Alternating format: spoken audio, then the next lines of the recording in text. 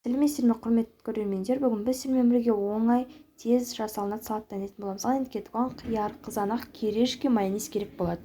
Қиярымызды 4 бұрыш етіп кесіп тұрлап аламыз. Мінекей осылай болу керек. Майды ет жемейміз, үлкен-үлкен істеуіміз керек. Ыдысымызға салып, қызанағымызды кесіп тұрлап аламыз. Мінекей осындай болады. Бұнда ыдысымызға салып аламыз.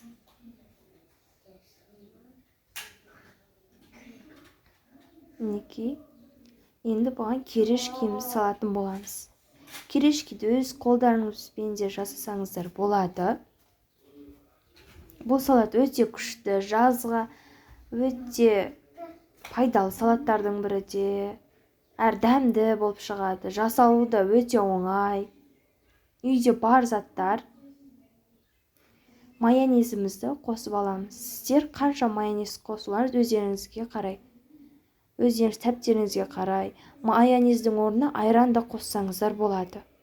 Ол өздеріңіз қалауларыңызға қарай.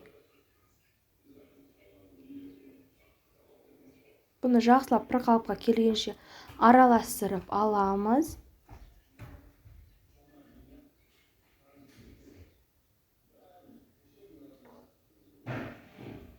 Енді тұз қосып жібереміз.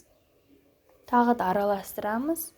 Мінекей біздің салатымыз да дайын. Өздеріңіз қалауларыңыз бойынша сәндеп, әдемілейсіздер.